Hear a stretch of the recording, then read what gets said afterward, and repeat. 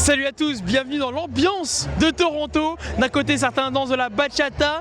Derrière moi, certains enfants sont en train de jouer au football. Mais nous, on est surtout et avant tout là pour regarder les matchs de la Coupe du Monde.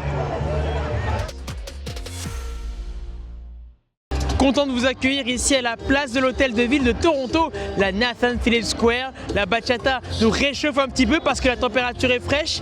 En tout cas, ceux qui sont chauds bouillants dans cette Coupe du Monde, ce sont les Marocains. Les Lions de l'Atlas ont remporté leur match 1-0 face à l'Écosse. Ça s'est fait très rapidement dès la deuxième minute avec une demi-volée d'Ismaël Saibari. De quoi assurer le plein de confiance et de quoi réjouir surtout les fans marocains présents en masse du côté de Boston.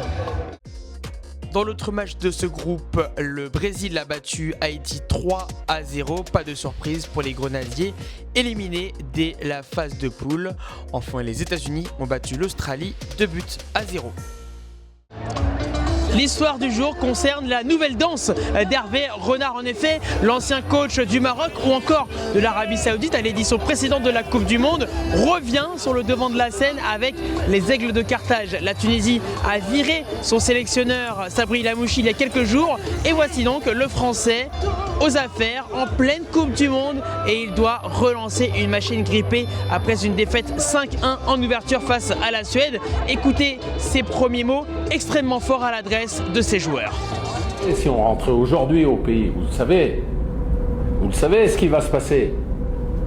Eh ben oui, parce que tout le monde est en colère, c'est normal. On peut pas leur dire qu'ils n'ont pas raison quand même. Et ils peuvent pas avoir tort. Deuxième match, on remet les pendules à l'heure. Et le mot d'ordre, c'est on est ensemble. Place au match de samedi avec l'événement Allemagne-Côte d'Ivoire. On espère que le vent qui souffle ici va porter les éléphants que vous voyez juste derrière moi pour l'entraînement. Des éléphants qui ont fait le plein de confiance après la victoire face à l'Équateur et qui comptent bien se qualifier dès ce match de deuxième journée de phase de poule. Tout le monde est là ou presque, y compris Eli Wahi, l'attaquant de Nice qui a dû arriver plus tard que ses coéquipiers à cause d'un problème administratif. Son visa avait été refusé dans un premier temps avant d'être accepté par la suite. En tout cas, ils ont hâte d'affronter la Mannschaft.